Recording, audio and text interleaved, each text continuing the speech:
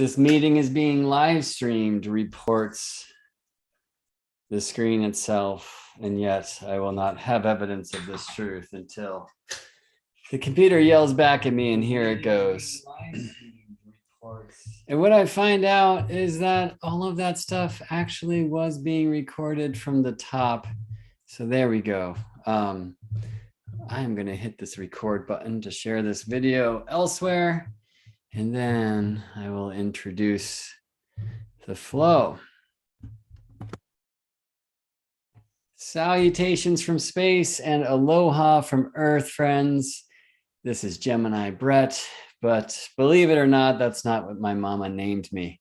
I'm recording this video to introduce myself to students of the Earth Astrology School, my astrology school for embodying the astrology mysteries, which has just opened up. And I've asked students to introduce themselves. So whether they choose to do this through writing or through a video like this, I'm very excited to meet my peers in the school, in this journey into the astrological mystery. The school has just opened up, and we're beginning with a year of gold, the golden year, where we follow the sun through the tropical signs of the zodiac, the solar months, and tune into astrological fundamentals or fundamentals. And yeah, I'm really very excited, of course, to have opened my astrology school.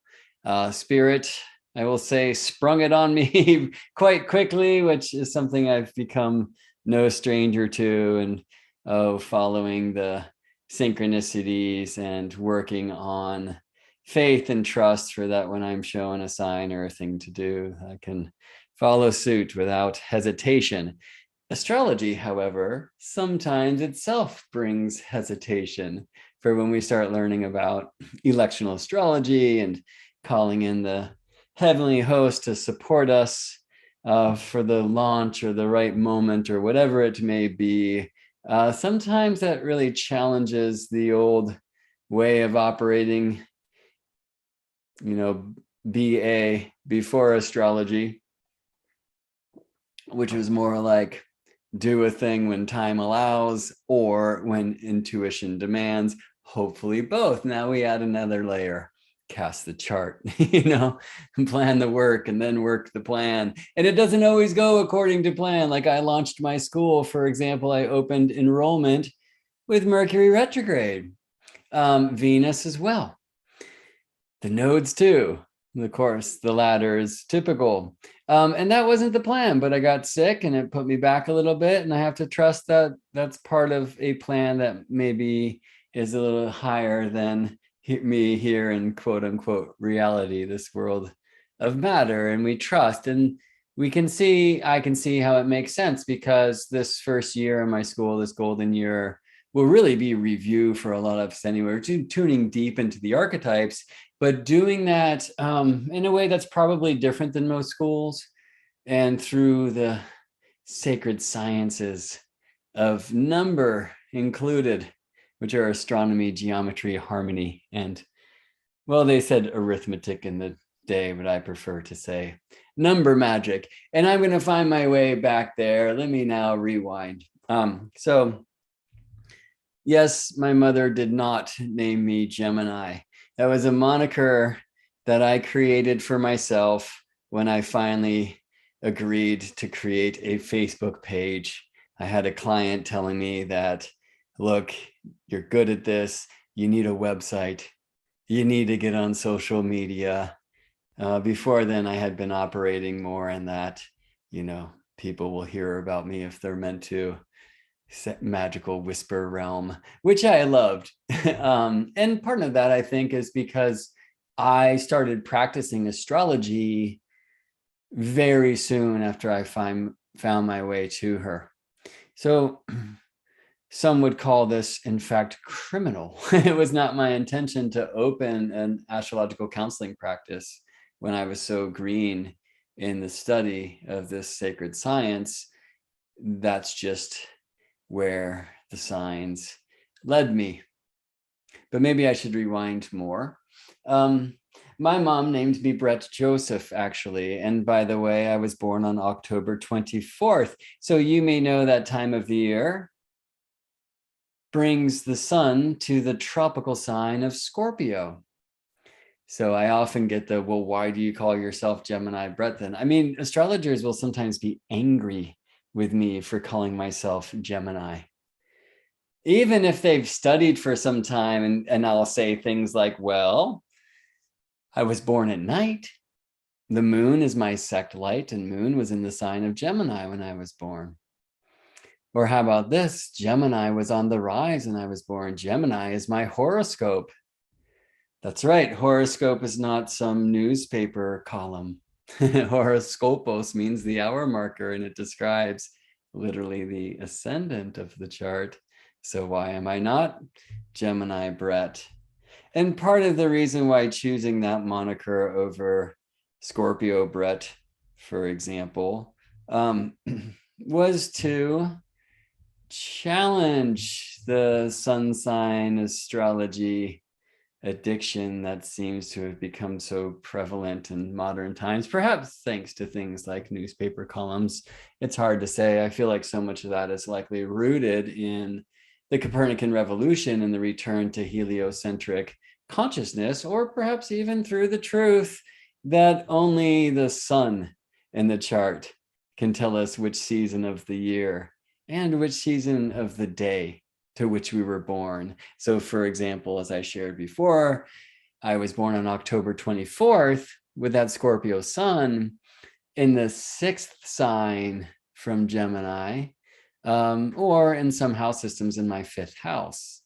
And if you know a thing about the sky and how the chart works, that means I was born not only in the autumn of the year, for I was born Scorpio in the northern hemisphere. I was born in Boston, Massachusetts, October 24th, 1975 at 7:39 p.m. Now you know everything about me. I was born in the autumn of the year, and I'll say the autumn of the day, for is sunset not like autumnal equinox, with the sun in the 6th or 5th on the way to rooting down below, which is so similar in the daily energies to the winter solstice and the yearly energies. So autumn of the year, autumn of the day, Boston, Massachusetts, with beautiful leaves on the trees, and the Red Sox having just recently lost the series. Okay. It took me a long time from that moment to find my way to the craft. Although I was on course without knowing it from pretty early on. Maybe the first time I went to a minor league baseball game in Las Vegas, where I grew up, for the team there, you know, it was called the Stars. Probably actually wanting to be an astronaut. I don't know why. That was always the pull, until, you know, I watched the movie The Right Stuff, because it basically showed me that if I wanted to be an astronaut, I was going to have to be some crazy, courageous military test pilot. Things, of course, have changed since those Mercury 7 days, but that's what I saw on the TV screen. And so that was my reality. And it was enough to see to convince me that probably astronaut was not the way. Super good at the math and sciences in school. And my mother, from a very early age, was pushing me to be an engineer and to study at the University of Michigan for some reason, though she had no personal or familiar connections to that school, which you may know in their theme song declares themselves champions of the West. And that's not what happened for me. Did get into Michigan, though. But before then, I found the saxophone. I think I was 11 years old when I first started playing horn, 13 when I was first certified as a scuba diver, somewhere in between, making my way in the temple of Kung Fu with Sifu Tall Bear in Las Vegas, Nevada, to one colored belt and then the next. And those were my things. Those were my passions, playing saxophone, Kung Fu, and I mean, I always had this thing for the stars. couldn't really see him much in Las Vegas, although having returned in the years since, now kind of ashamed to know that you don't have to get too far from the bright city lights of the Strip. I mean, perhaps the grossest light pollution going in this place, Las Vegas, where I grew up. You don't have to really drive more than 45 minutes out of town to see the Milky Way, but it's never something we did when we were kids. You know, kids go to bed early. But I did go to summer camp a few summers in Wisconsin in a place called Woodruff, Trout Lake, which is maybe a declaration of privilege growing up and whatnot, but also importantly, and why I bring it in here, because that's where I first really saw the stars. You know, I mean, like a sky full of stars that necessarily initiates you into that energy called awe. And I mean, I'll never forget first seeing the Milky Way, and as it is true for many of us, convinced that that was just clouds in the sky, but I learned that it was the clouds of the heavens, right? So we didn't stay up too late in Wisconsin summer nights typically to see stars like that, but I started sneaking out a little bit so I could just receive those lights. At this point, I guess my dream was no longer to be an astronaut, but to be a star. And that one really took hold when I was a junior in high school, maybe between my sophomore and junior years, maybe between my junior and senior years, which would have been the summer of 93, when I first went to see the band called Fish, which, you know, was kind of the Grateful Dead for my generation. And I went to a place called Laguna Seca Days at Laguna Seca Racetrack in Monterey, California, where I was going to high school. So I guess that's an important bit. When I came to high school age, I moved away from Las Vegas and to Monterey, California, which, if you've been to the two places, could not be more different, you know, within a small geographical zone of the Western United States, as they are now known to most. That was quite a shift in so many ways, and quite a gift to get to a place where nature abounds. The sky is dark. I remember, maybe this is TMI, but my first mushroom experience with some friends from high school in Big Sur, California, and listening to the magical mystery tour on the way to the forest. And that was a great memory. But the one I think that was most important was just floored, laying with my back on the earth and feeling her spin, and feeling, most importantly, the remembrance that I am part of this planet, you know. And that's been a very important remembrance along my way. And it's not wrong for me to share my past with psychedelics, because they've been very important for the shifting of my consciousness to entertain larger questions like, why are we here? You know, the great questions that don't necessarily have answers, but only better questions. These, you know, fuels of the rocket ship called philosophy and the love for wisdom. Eventually, that path helped me find teachers like Terence McKenna or Alan Watts, right, who have been very, almost equally strong in bringing me to a path of thought. And maybe that wasn't happening so early in like high school. A lot of that I should pay homage and do to, you know, Pink Floyd and the Beatles and other bands whose lyrics help the mind crack open. But I was also very much on the academic track.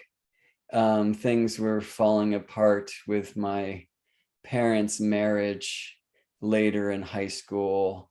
and my own alcohol and drug use ramped up as a result. Although I would have never connected those dots back then. My parents had separated many times already. And on the exoteric or awareness, I was cheering for divorce because I knew they would both be happier on the other side. But rewinding or retrograding and looking back in time, I'm well aware that this thing they say about something divorce is in us when our parents divorced was true for me at the time. Anyway, I had also, to get back to where I was, seen fish at Laguna Seca days, and it was like Blues Traveler and Gin Blossoms, and maybe Widespread Panic at that show. I'm not sure. Dylan played one of the ones I went to, and right. So, I mean, it was a festival, and it was the first one I had seen. I mean, I had in high school gotten up to Berkeley, California, close to where I live now, and gone to the Greek Theater and seen many reggae shows, reggae being really one of my first true loves. And I had been initiated to the power of the large concert and grass on the grass and all that. But Laguna Seca Days was this other thing. And basically, what I realized is I could have like a career um, chasing my saxophone and psychedelics around the world. And so I really quickly set my attention there. That was amplified as well after I graduated high school. I was fortunate enough to have the opportunity to tour the eastern seaboard of Australia as a saxophonist. I was a member of the Monterey High School All Stars Big Band, Monterey Jazz Festival, which you may know is like a long standing institution. Really, it's a great benefit for students of jazz music in the Monterey Bay Area, because there's clinicians from the festival that go around and help coach young musicians, and summer clinics and things like that. It was like really cool opportunity to be finding my way through the saxophone in that particular place, and also to have the benefit of my parents, who were willing to pay probably a decent amount of money to send me to Australia, because I know it wasn't paid through scholarship alone for some, not for me. But the Monterey Jazz Festival footed some of the bill, and my parents some, and that also not only added to the wonderful experience of being able to play many gigs on the road. I mean, it was my first time, well, maybe not my first time international. There had been some scuba dives in Mexico, I believe, and the Cayman Islands once, probably by that point in my life. But, it was the first time on a very long plane ride over the ocean, and with a big band of high school kids. We had our instruments out and jamming on the plane, which hopefully some of the other passengers were awake enough to enjoy at the time that it happened. Anyway, the truth that the bill was paid by parents and Monterey Jazz Festival also added to the naivete of touring as a musician means hopping on a plane and then getting on a charter bus and staying in nice hotels and all that. We, at that time, the Monterey High School All-Star Jazz Big Band that I was touring Australia with was opening for Ernie Watts, who's a fabulous saxophone player you may know. I've now come to know Ernie Watts as the Grand Wazoo, which is a role he played on a Frank Zappa record. And he was cool and somewhat approachable. And, speaking to young saxophonists like me, it was pretty exciting. Gaylord Birch was playing drums, and Gaylord was in Jerry Garcia's Reconstruction Band, which I had been turned on to as well. And we got to hear a lot from Mr. Perry about what it was on the road, and the 60s and 70s and that. So that was a really cool experience. And I was sold. So even before then, I had chosen, despite being accepted into some maybe better colleges academically, or I got into Berkeley to play lacrosse, which was maybe the plan. I chose to go to Boulder. For one thing, my sister, my only sibling, 14 months my elder, Hillary, who's one of the most amazing people in the world, was there. And it wasn't the last time that I've chased my sister from one place to the next around the globe. And I knew it was a great place to go start a band and drop out of school and pursue that dream. And I did. Um, Embarrassed to share the name, and I first want to say where it came from, which is a Herbie Hancock song that was written for the cartoon Fat Albert. But the band itself was named Fat Mama. Amazingly, right now in this Venus retrograde period, I'm recording this on January 20th, 2022, if you're into that whole Empire's calendar trip. I just received this like gigantic box of bootlegs from my old band, which was happening from like 1996 to the end of 2000. And they're all on like DAT tape, which like I just had to spend a good amount of money trying to tracking down a DAT player. Definitely not helping me feel young to receive bootlegs of my old band on a media that it's difficult to even play.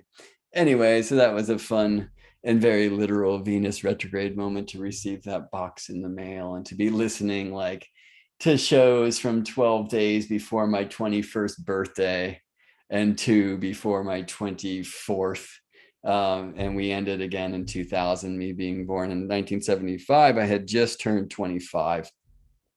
And the band was great, super strange, kind of 70s Miles Davis-esque funk, instrumental, avant-garde weirdness.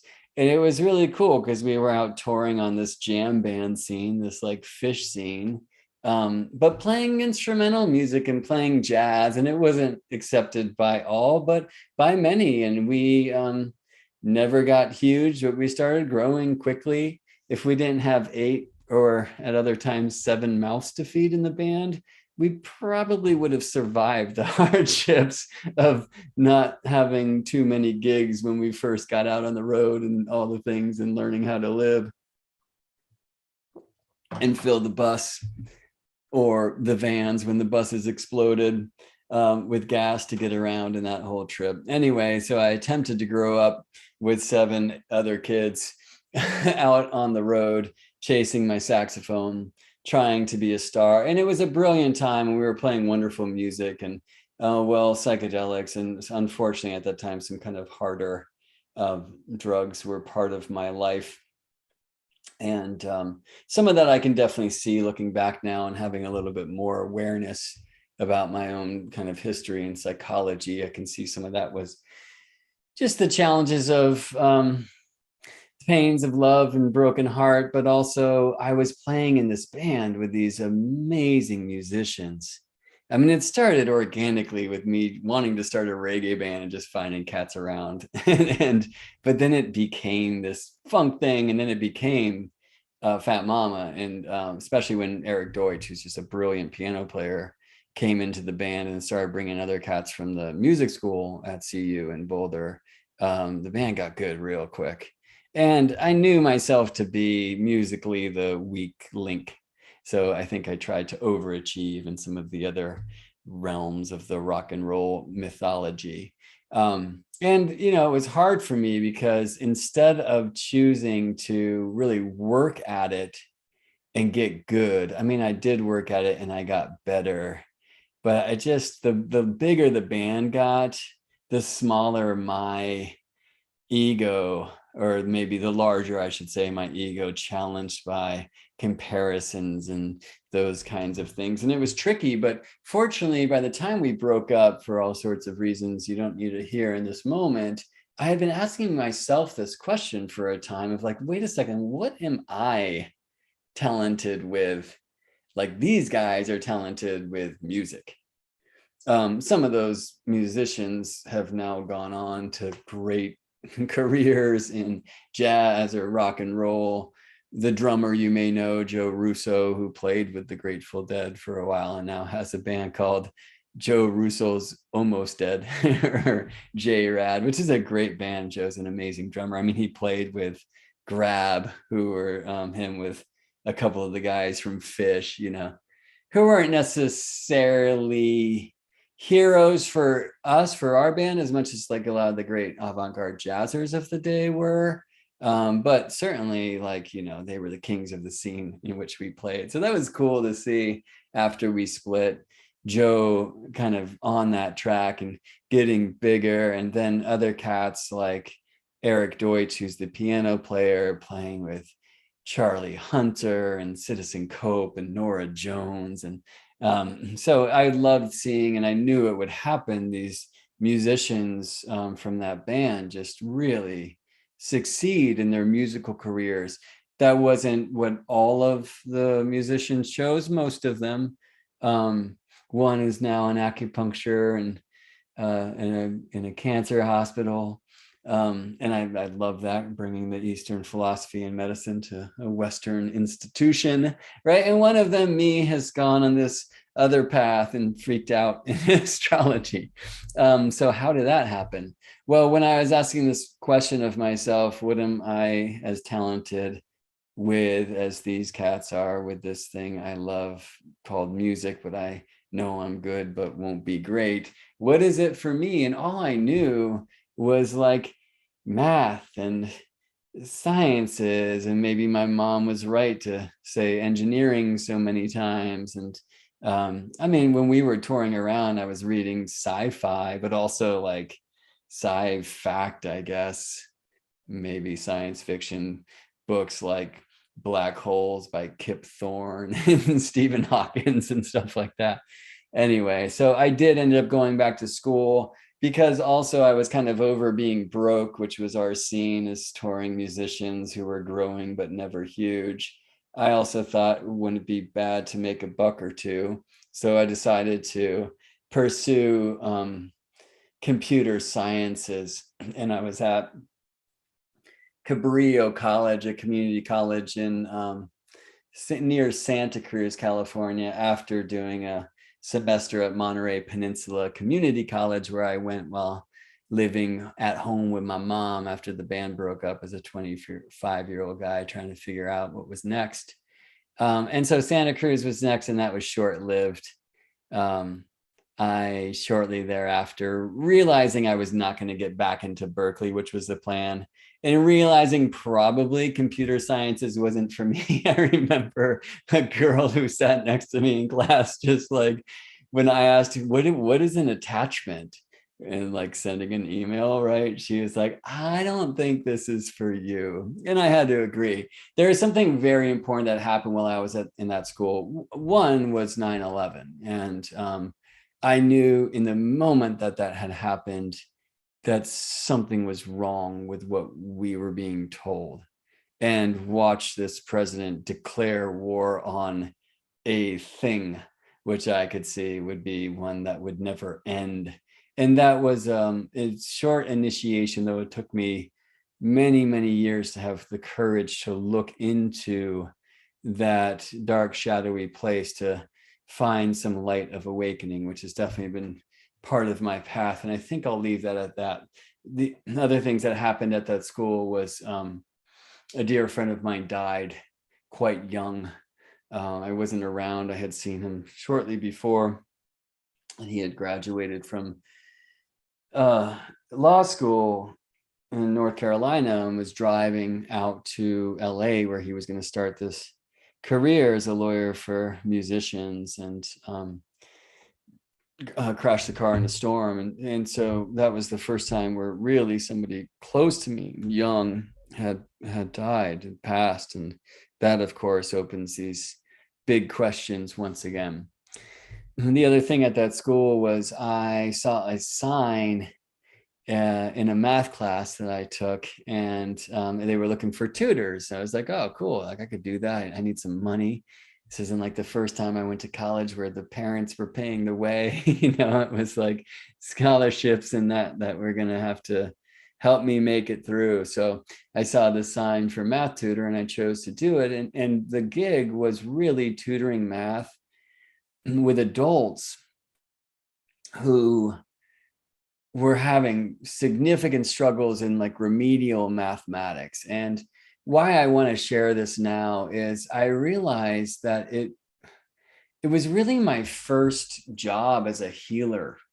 I mean, I had peered into kind of the healing modalities through, like family weekend at a rehab center that my dad went to at one point, and through experiences in my own life in sitting with psychologists and psychiatrists. And, so seeing that kind of energy of counseling. But my first time I know as a healer was helping these adults like snap out of this memory or this rule that had been written in the code of their reality quite young, when some challenge in like a mathematical class taught them they were dumb.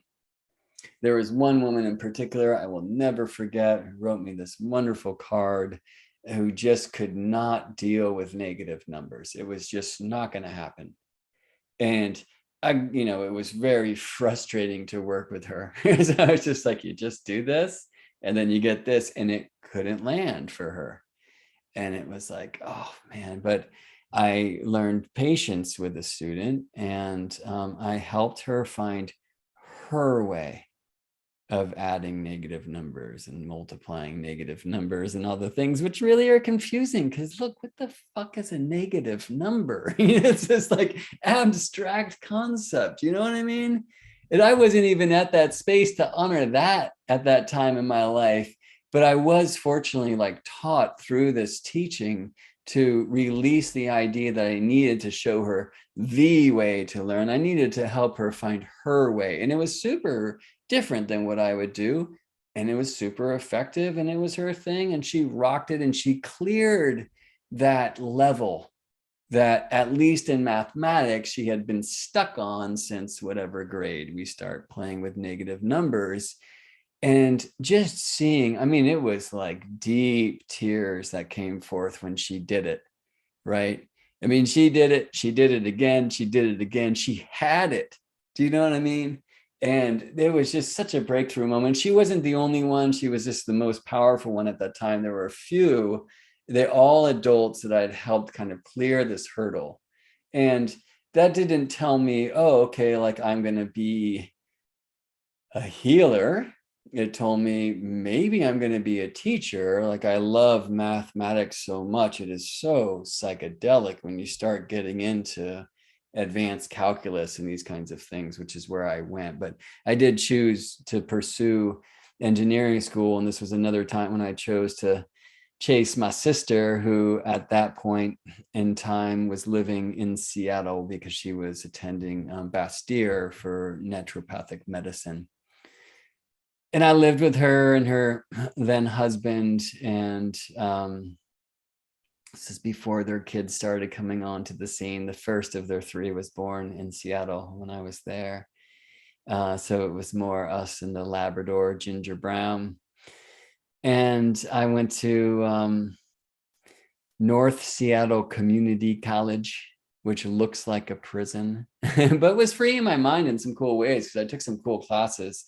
And that was my path to find University of Washington, where I did finally, 12 years after my college year career began, receive a degree, a bachelor's of sciences and mechanical engineering, applied maths. I think if I had stayed on just kind of a theoretical math track, that world of academia and maybe teaching math could have stayed interesting for me. That's one thing I really loved about my opportunities in community colleges. These teachers were really into it, that once I got to University of Washington, it was a great school. I was a little bit disillusioned because, I was sitting in class with a lot of TAs and whatnot, and well, I had to kind of find my own way through. Still playing music with some great bands, and thinking that might be my life, but also trying to figure out where this engineering thing would lead. Fortunately, the answer is not that far in the kind of acceptable engineering fields. I think astrology is one of these fields in one regard anyway. But I had this trippy experience at the University of Washington.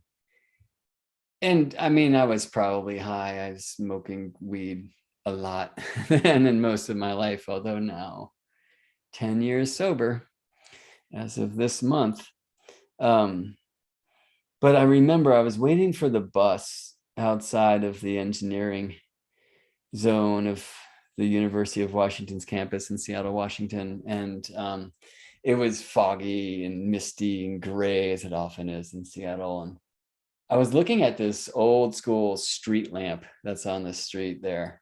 And basically just looking at the lamp here in the sky, I could see all of these arrows around the lamp, just like the ones that we would draw in engineering class. So there's a thing called the free body diagram where you would draw a picture of a lamp in this case, and you'd show an arrow pointing down for gravity and like all the forces that are acting on it, right? And basically what had happened for me in that moment, I was like, oh my gosh, like I have literally conditioned my mind to get trapped in this like mechanistic worldview where what a lamp is like, different materials with series of forces acting upon them. And this is not good, right? So I decided in that moment that I would not pursue engineering. I had already shifted to mechanical engineering in some ways, sadly, from aeronautical engineering, which I wanted to pursue because while I knew I would not be an astronaut anymore or not be a star, at least I could help send robots to Mars and maybe people to the stars someday. And I was thinking that that would be a cool way to play. What happened there is I went to Easter at a dear friend's house, and her sister's friends were all engineers, all Notre Dame engineers who were living in Seattle because they came out there to build planes or whatever it may be. And they all tell me a couple of things. One, like you can't get an aeronautical engineering gig, so study mechanical engineering. That was it. There was this other piece, which was true, which like if you are going to get an aeronautical engineering degree, you're likely going to work for a company that builds missiles and weapons, Raytheon or whatever it might be, right? And I knew I didn't want to do that because peace and love, man. So I switched to mechanical engineering shortly after that turkey fry, and it was okay. I mean, I never found it that interesting. And when I had my street lamp experience, I decided that was the end.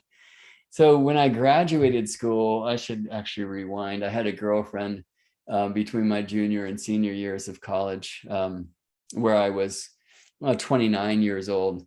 And I went and took an internship at Starbucks headquarters in their engineering department, which looked like me wearing a lab coat and throwing Frappuccino at machines and making sure they could work still, because who knows, there might be a significant Frappuccino incident in one of the stores. And then I'd write up a science report that nobody would read and go make myself a latte. Like that was the gig. I did actually, there's a couple of things I did that are still in the stores today, which is, I guess, kind of cool. But it wasn't for me, and that kind of corporate career thing didn't feel great. I did, when I first got out of school, it was 2005.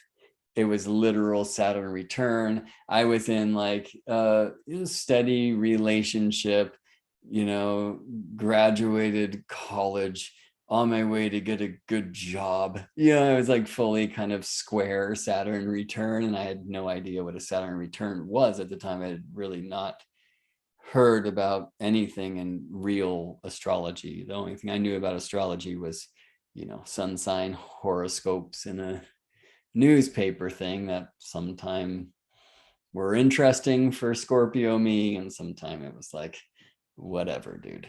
I'm not sure if I ever read good astrologers and horoscopes or what I was looking at. It was never really a thing I did. But it was my Saturn return, and fortunately, I did not get a DUI, so I could have been on that schedule at the time. Instead, I got a college degree and I couldn't get a job right away. So I took a contract with Starbucks where I had worked an internship the summer before. And fortunately, then I found a gig, and I took a gig for a company in Southern California where I was their like driving around outside salesperson for the Northwest, which was Idaho, Washington, and Oregon. And that was cool because I was like out on the road driving around, which I had loved from being a touring musician. Always had my saxophone in the car, always looking for a place to sit in, which was especially relevant in places like Portland or Boise. So they were the places where I would go most. Company did have a lot of customers there, but I was never passionate for the job. Did what I had to do, and also just never enough to feel like I was deserving the pay that was helping me, I guess, grow up and buy a house in Seattle and start settling down. And anyway, there was another long relationship, and I'll just say at the end of that one, I was kind of crash coursed myself into a pretty significant dark night of the soul, because I had done things that I had always hated in my father when I was growing up, and kind of becoming that thing that I most hated when I was young and knew I would never be, was just the deep dive into a spiral of pain and darkness and drug use and working, giving my energy to something I was not passionate about, and all sorts of other things, was just the opening, looking back, I'll say fortunately, for an eye-opening, an awakening, a weirding, as I like to say. But that did not happen without me causing pain for others and feeling a lot of pain in myself. My sister was going through a somewhat similar thing at the time. Later it would be divorce, but at that time they were working on it, and they were working here in the Bay Area of California with like a spiritual guide who came from that kind of angelus Aryan camp. And so my sister, I remember having found some benefit from tarot, gifted me my first tarot deck, which was the Thoth tarot deck, the Crowley deck, and she gave me Angelus Arian's tarot handbook, which she was working through. At the same time, I was dating a woman who was really into the Osho tarot cards, which are pretty cool, certainly not traditional like the Thoth deck, I guess we could say, is. And so I had like an Osho tarot on my phone, and I had the Thoth deck, and I would pull a card or sometimes 3 cards a day, and was learning my way through. And I'm not the first to know that I was initiated into astrology through the tarot. It did a couple things for me. One is it was opening my esoteric eyes and quest for information and expansion, even in the tarot handbook by Angelus Arian, which is a rather light take on Crowley's deck. But like debauchery, yeah, it's good, it's about releasing debauchery. You start reading Crowley, as I did later, and it's like, ooh, that is not what he was saying about that stuff.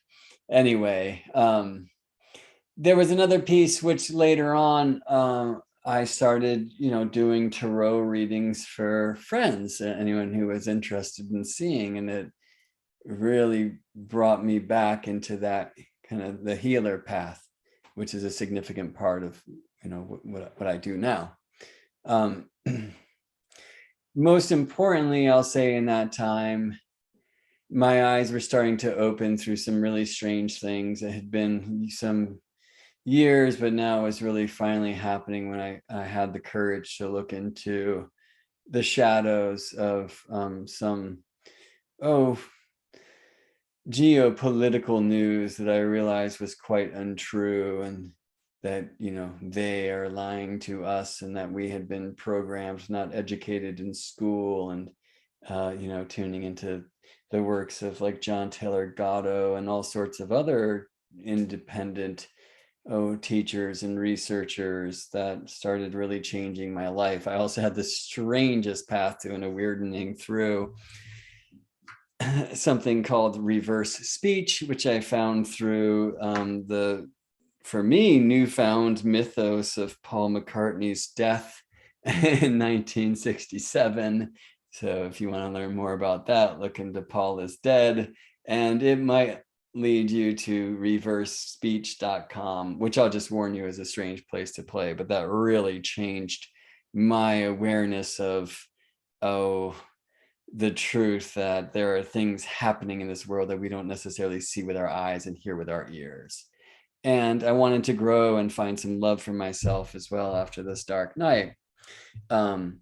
And I fortunately as well started following synchronicity in my life. I had a friend who was a trumpet player in bands that I played with, Josh, who turned me on to the works of Robert Anton Wilson, and specifically the Cosmic Trigger Book 1 was a really significant initiatory force for me, through Robert sharing the weirdness of the number 23, which suddenly became a kind of a leading guide in my life, and eventually led me through a fortune cookie to medicine ceremony, plant ceremonies. And that was something, I don't want to get too specific there, but it's something I had kind of had on my radar for a little bit and was interested in pursuing, basically at the time, on two ways. One, through like an expansion of a psychedelic quest I had been on since I was quite young, but maybe more importantly, as a path of healing, for I'd heard this about Amazon medicines, and that latter piece at least gave me some pause and some respect and some reverence, knowing that this wasn't like going to get high or something like that, you know. And yeah, literally the numbers of a fortune cookie led me from one thing to another, and eventually to a healing circle, which changed my life instantly. I mean, night one was hell, night two was heaven, with a lot of hell mixed in.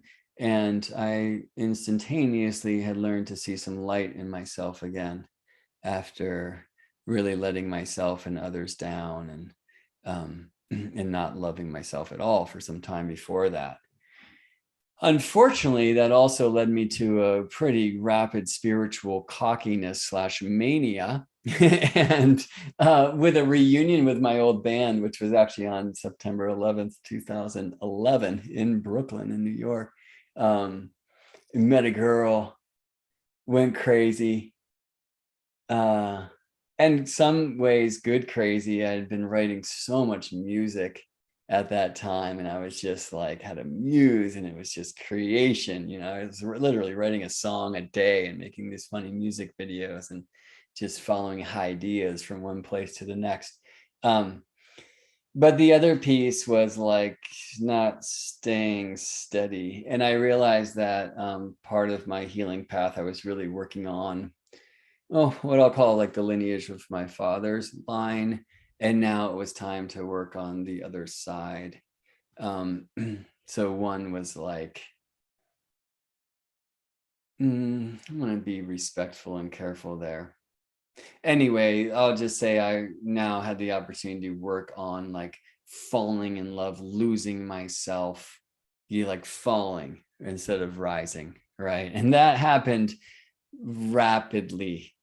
There was another piece of the scene in like a terrible decision on one night that I don't think I'll voice specifically here.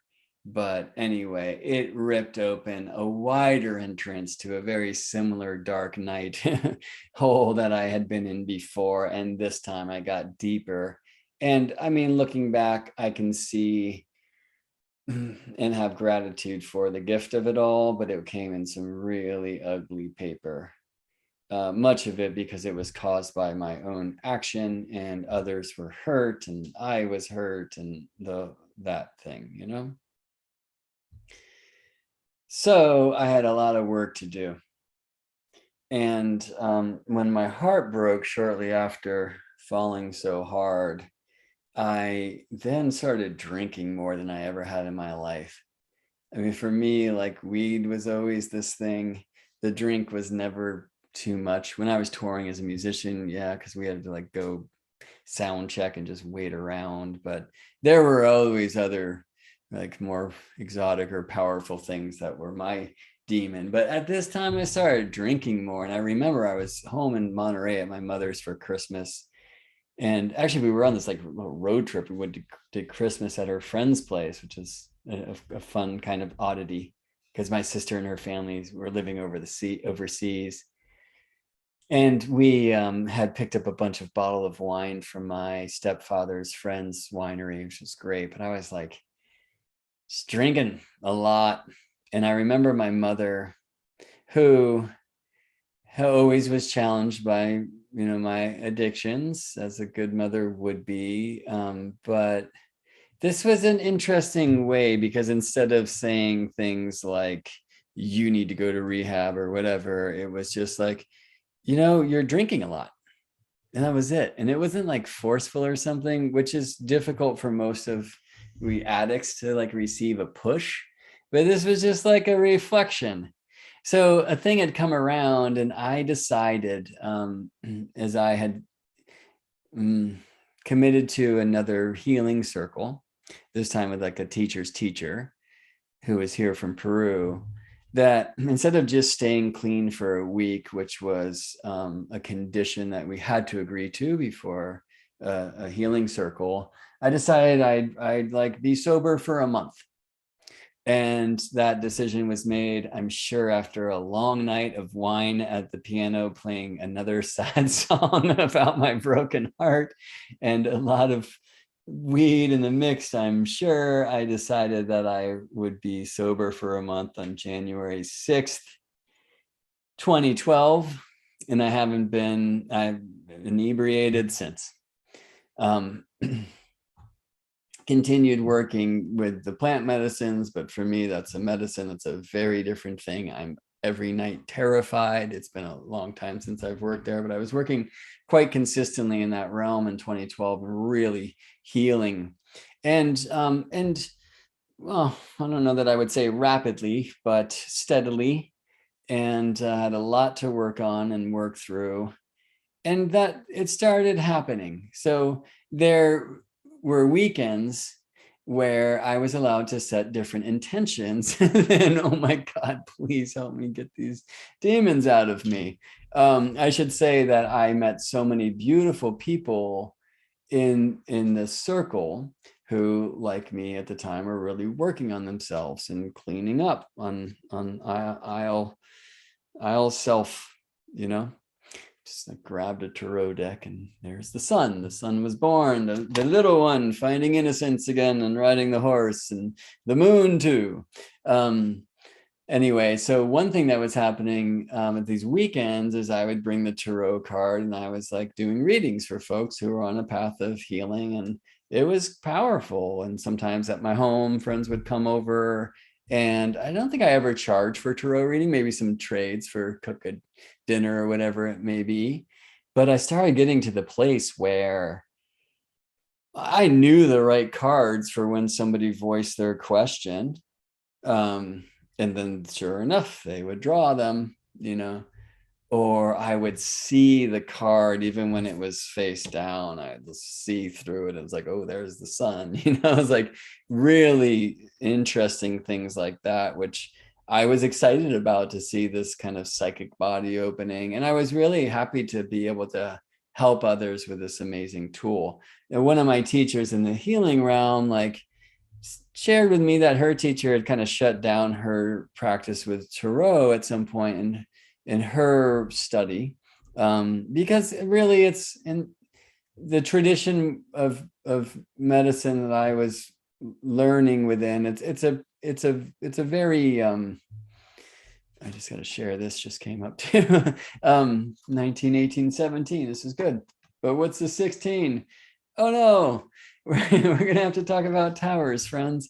Anyway, yeah, it's that tradition. It's pretty like dualistic and light and dark and good and evil, and there's a lot of superstition and dot dot dot. Just found out that the Five of Wands is like broken. Sad. And interesting. Anyway, so I didn't put the cards away completely when she advised that maybe I should for some time, but I did start making this like statement of I'm only going to work with like my highest light and no entities can help or something like that, right? And I can't say exactly what it was, but that shut down this kind of like ability to see the cards, right? Now I could have just been psyching myself out of it because I had a teacher tell me you might be working with some unclean energies when you do this or that, but I was considering it anyway, and things changed. So following synchronicities had led me all over the place. I was spending a lot of time single, working on my heart, working on my will, working on my mind. Not only single, but very intentionally celibate and working through different diets, as it's called in that tradition. And dieting not only like with different plant spirit teachers, but with like prayer. I had a prayer diet at one point, which is a really interesting thing for a guy who was afraid of that word growing up, especially when at some point in life my father was like found Christ, and it was really difficult for me to see or to talk to him about. I mean, it was like something past life feeling, painful. And I remember actually it was June solstice 2012. It was a very powerful time. There was a Venus transit around then, where I was at a healing weekend north of Seattle in an old cow barn, which was a tricky thing in the first. It was a really gnarly weekend. But this one day, it might have been the solstice itself, we were standing outside and this powerful hailstorm opened up out of nowhere. I remember there were a couple of guys who were like working the land and they were just running back and to get to shelter. And one of my teachers was standing there and she said, "This is a gift from God."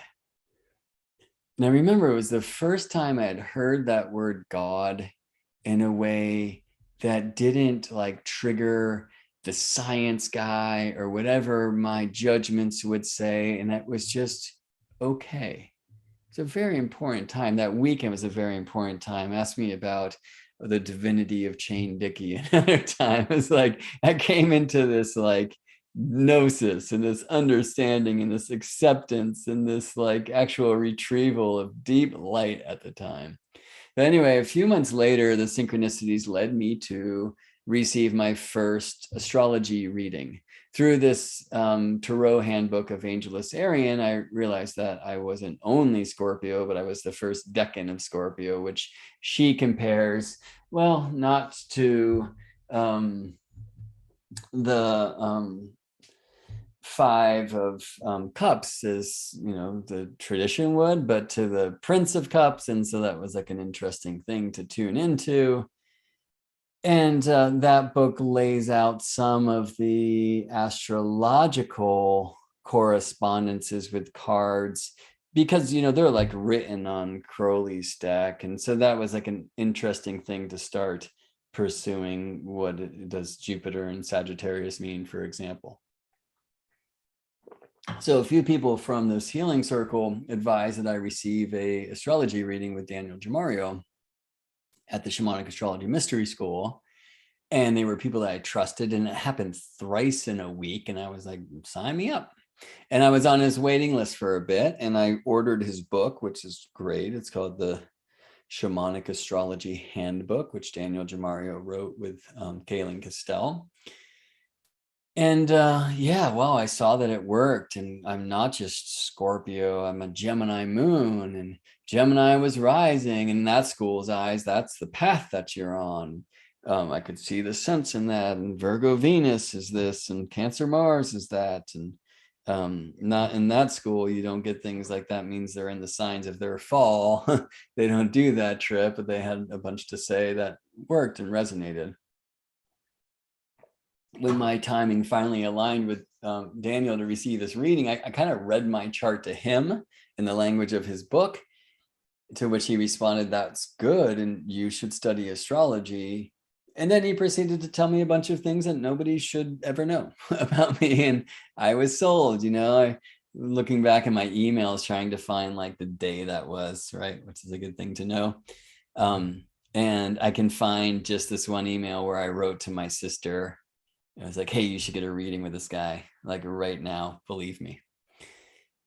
I had already had a trip booked to Peru, which brought me to the jungle and then to Machu Picchu through Cusco, where I was in Machu Picchu for December 21st, 2012, prepared for the beginning of the new world or whatever it might be, especially prepared now because I had spent 2 weeks in the jungle before, really cleaning up and working with plants where they grow, where they come from, and specifically with a very lovely master plant called Pino Blanco, which is in no way psychotropic, but it's a plant that is here to help us like anchor light.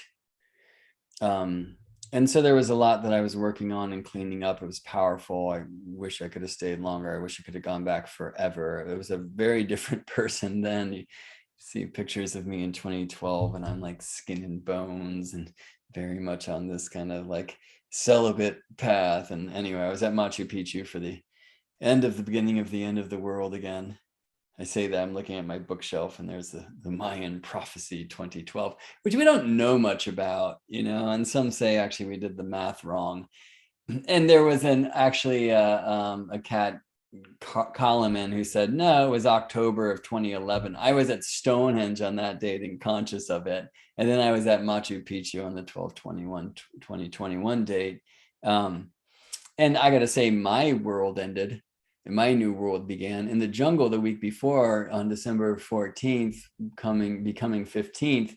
I had this experience with Jupiter that was nuts. And it might have been a psychotic break, but I prefer the version of the story, which is that I had a conversation with the planet in the sky.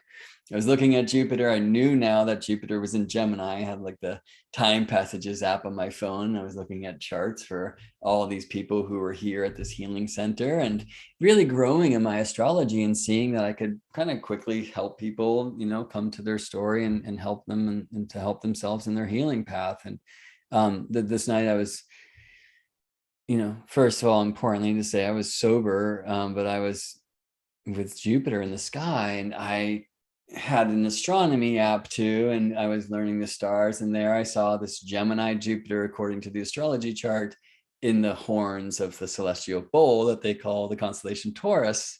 And it was like, how is Gemini Jupiter in Taurus, right, which is a great issue for tropical astrologers. And the thing is, though I had not studied much astrology at this point, I had studied a lot of esoteric research, and Galactic Alignment by John Major Jenkins was a very important book for me. And I mean, many books like Graham Hancock works that, were expressing the power of the precession of the equinoxes.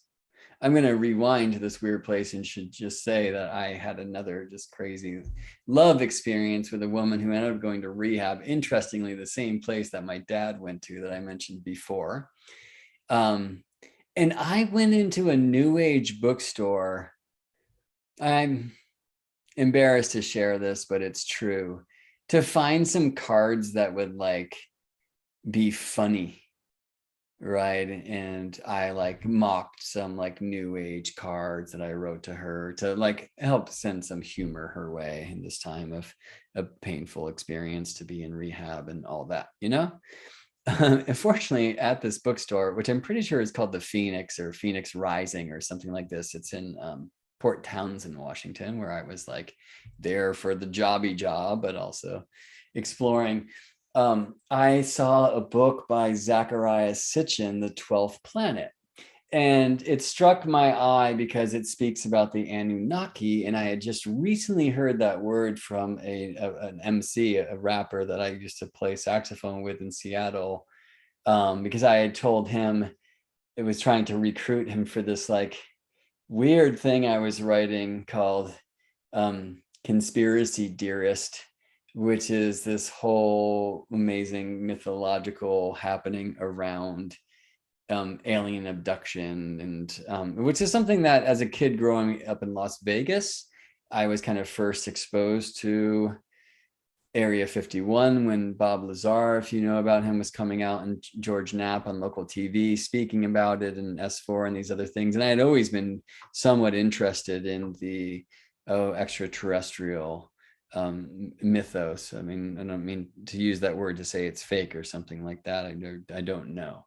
But anyway, so I've been sharing with this cat about conspiracy theorists and this alien abduction thing and Zeta Reticulans. And he's like, no, man. He's like, look, the Anunnaki is where it's at. And so here I am in this bookstore, like literally walked in, I think, because I'm like, want to find some cards that are funny enough to send to a friend that's at the rehab where my father was when my heart broke around that as a young guy. And I see The 12th Planet by Zachariah Sitchin, and I picked it up, and that book broke me open. And so like this also became this bookstore where I found many other texts like Graham Hancock's Fingerprints of the God, John Major Jenkins' Galactic Alignment. I can't say whether or not I bought those two books at that, I think it's called Phoenix Rising bookstore.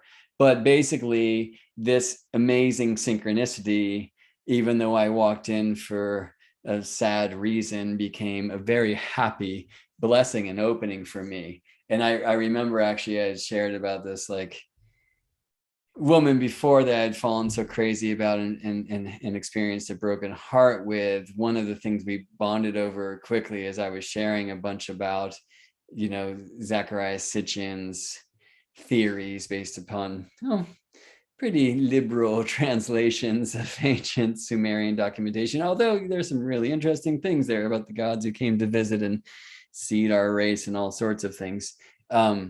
But she was one of the first people to like hear me. And that really helped. One of two, actually. And I probably fell for both of them because it's really nice to be heard when we're speaking about weird things that the squares and normal people can't get into. And I hope you've also found that to be true. That doesn't mean you should lose yourself in love. All right. Anyway, so here I am in Peru and I'm having this experience with Jupiter. I did not know at the time, and I should have, but I didn't know about transits yet. I didn't know that Jupiter was literally right on my ascendant degree and how significant this is.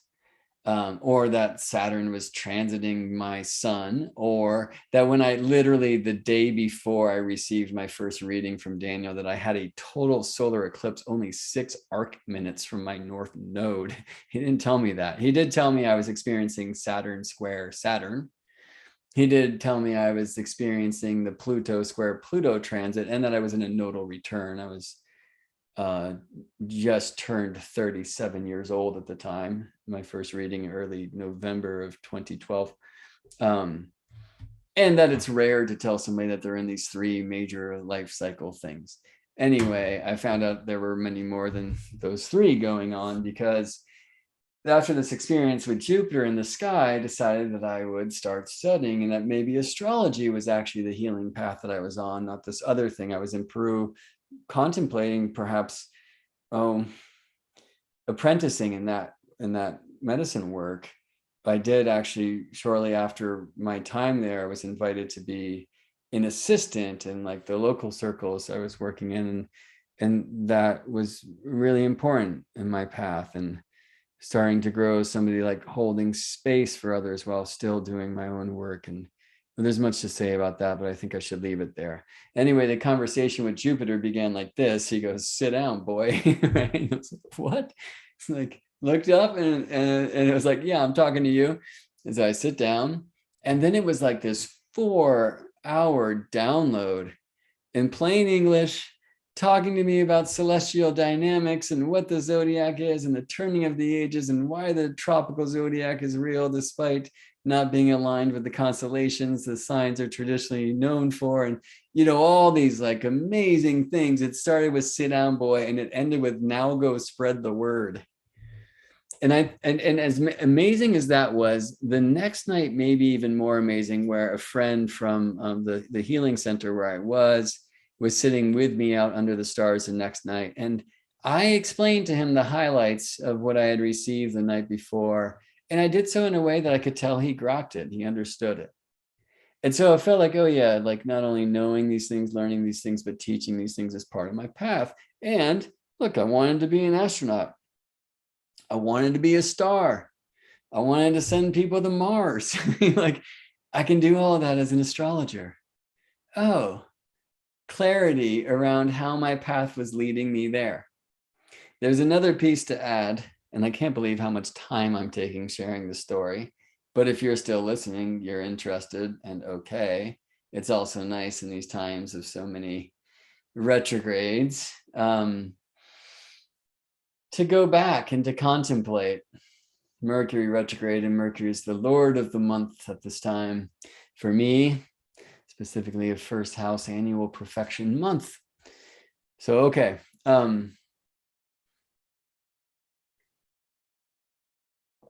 Some would have turned this off at already, suggesting that this is just some clear display of ego, and that's okay. Part of me might feel the same. Another part is, I want to let you know who I am and where I'm coming from, and also like how I've come to astrology and my current state of astrology and where I'm going with it. And what's alive in this Earth astrology school that I just started, and what are its intentions.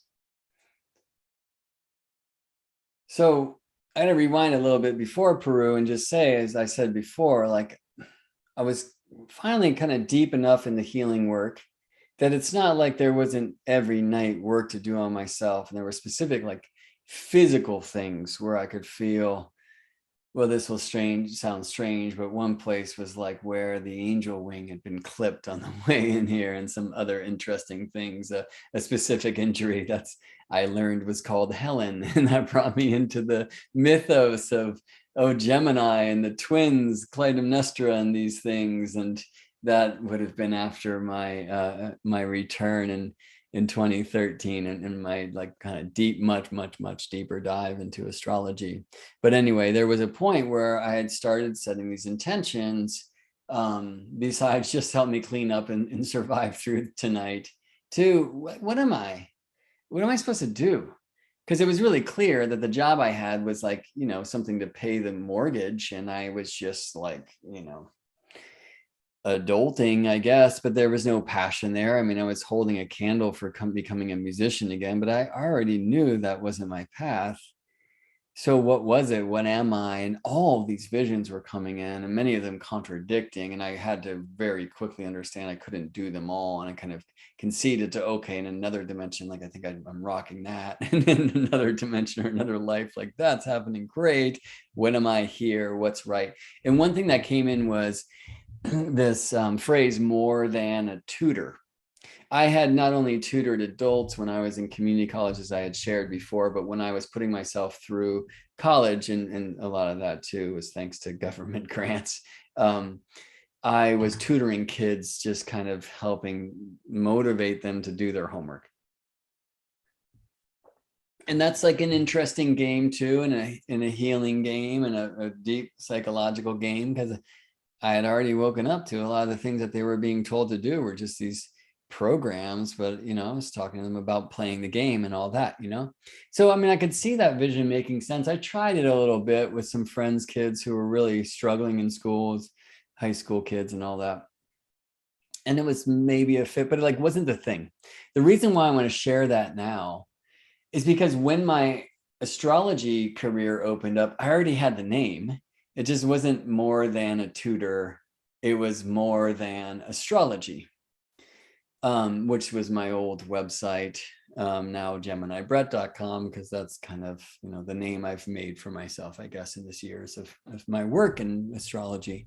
So I got back to the States after this rebirthing in Peru. I think many of us who had brought our consciousness to the idea that 2012 was offering a new world, it did experience it.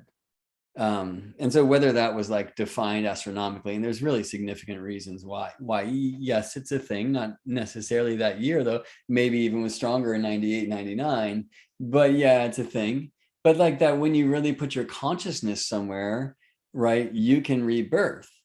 I mean, I think there's this opportunity to do that every time the sun changes signs, like it did last night, or, every Gregorian New Year, if you're into that whole Empire Pope calendar trip, right?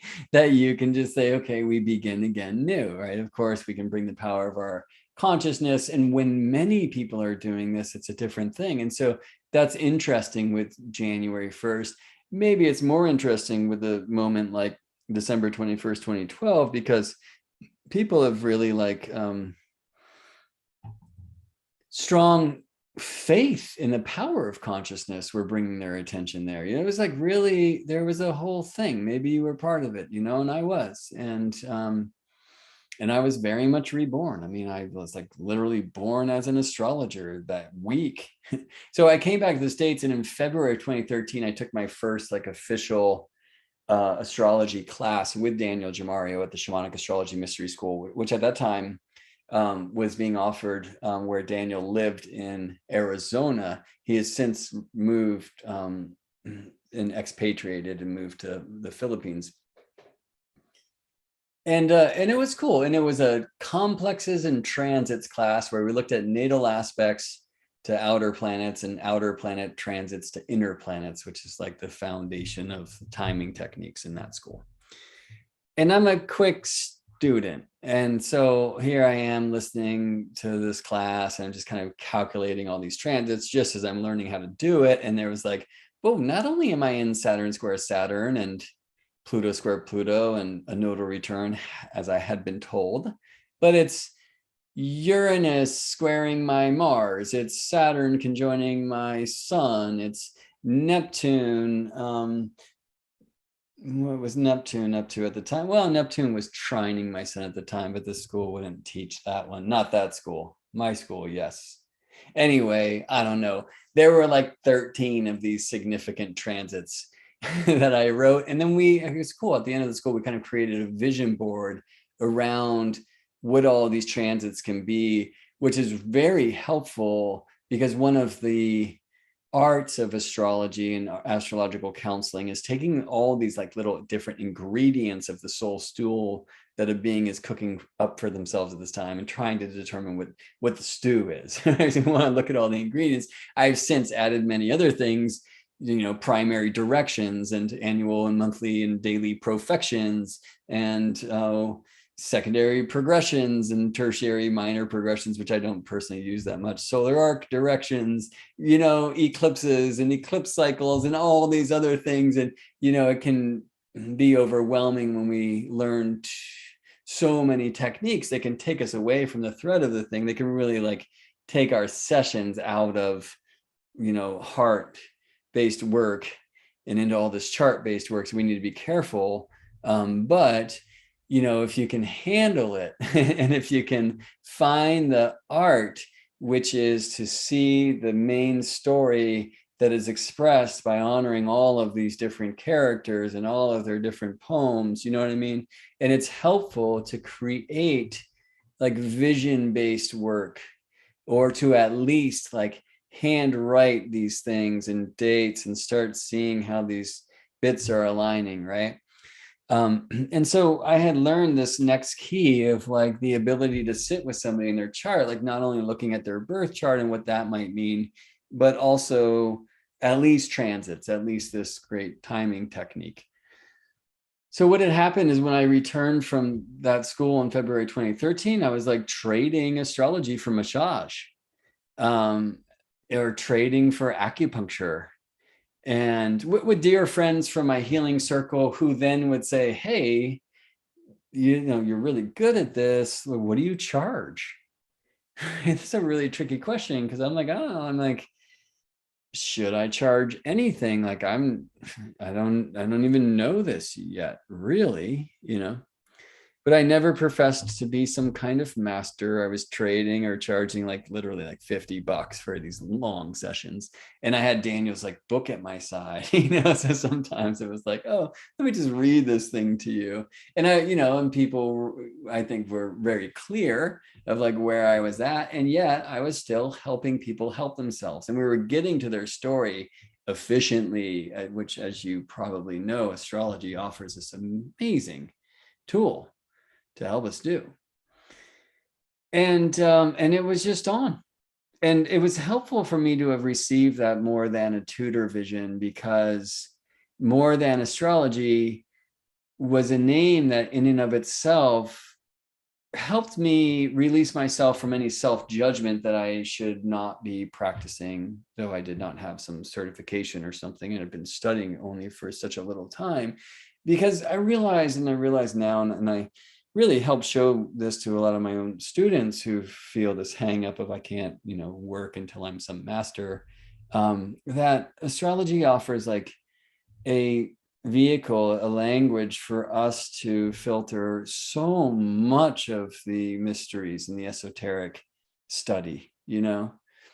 And so that just in that name, more than astrology, I realized that's what was going on. And so, well, I hadn't been studying astrology that long. I had been studying all these other things, and they had found a way to kind of shape and work. And so that was it. I feel that it was in May, maybe of 2013, although maybe it wasn't until the next year, where I attended my first NORWAC conference. Must have been 2014. And how exciting to hear other astro people whispering these weird words in the halls, and how intimidating to not understand what a lot of them were talking about. It's like, you know, it's like, oh my God, I have a lot to learn.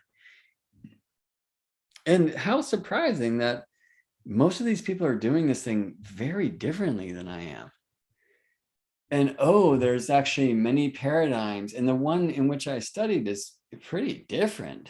It's like really not about sun signs at all. And it's got this whole like kind of embodied sky thing, which was great for me because I've always been on that path. I mean, I've never really even studied that in that school, but I was reminded by that school of its importance. I literally never took classes beyond that February class at the Shamanic Astrology Mystery School. I mentioned their names a lot because it is where I got my start, and I listened to Daniel speak about the archetypes like so many times, and I just really resonate with much of his astrology and his own passions for circles of stone and other mystery sites. Like he and I are birds of a feather in many ways. So he's a great teacher of astrology for me to first come to. But I was like shocked. NORWAC's a very kind of evolutionary astrology, maybe focused conference. Conference? Red Tail Hawk. Hello, Horace. And it was like, wow, everybody else is doing this like node thing. For shamanic astrology, it is very focused on path of the soul, but generally speaking, it's from the moon into the rising sign. Meanwhile, I saw Chris Brennan talk about annual profections there. It had to be 2014. And I was like, yeah, because I'm like a hound for technique. And I saw that it described these like important times in my life, right? And Chris had heard that I was like a sky guy and asked me some interesting questions about sect light, which is also something I hadn't heard of, but realize the truth and beauty of, there was another thing maybe later that year or maybe earlier, which was that I met Gary Caton. We were both speaking at the first annual Shamanic Astrology Conference, the Renaissance of the Divine Feminine, I think, or maybe it was actually the next one. And I was speaking about the prophecy of Prometheus, and Gary like brought in all this amazing alchemy, and astronomy. And I was like, yeah. And, which taught me what earthshine was, and maybe the belt of Venus. And we saw Famolo together. And so it was really cool. I was like, wow, that guy's cool. He's like, it has a lot to share. And that's where I went when at one point I had a client, and it wasn't rare at the time, who like was asking me about a part of his chart that I had no idea how to respond. Now that's a really interesting place in counseling, right? Because if the ego wins, you're like, I'm this master, I can't let this person know I don't know, so let me just tell them it doesn't matter, right? And fortunately, I was not in that space, and very much tried and never go to that sad place. And so it was, I don't know. I really don't. Like, I'm excited that you asked me because I'm excited to learn. And so I remember going to, well, I'll just say my mentor at the time, and saying, hey, what's up with this red-tailed hawk, the top of a pine tree, watching children play basketball at the elementary school? We got to honor the symbols. Anyways, I was like, hey, what's this thing about? And the teacher was like, that's low priority. And that wasn't working for me. I was like, this is something I have to learn, and it's not going to happen here. So I need to find a teacher about this topic. And I reached out to Gary Caton, and Gary brought me into some traditional astrology, which was cool. I mean, we realized that I came to astrology while Jupiter was crossing my ascendant. And this was a time when Jupiter was crossing my IC, or at least coming into my fourth whole sign, a sign that's about roots, right? I'm just over here, you're hearing clickings, but I wanted to find out, actually, I hadn't looked for some time, when Jupiter moved across my IC. Recently, it's been across my MC, which is 14 Aquarius. So Jupiter at 14 Leo would have been about 6-7 years ago. That was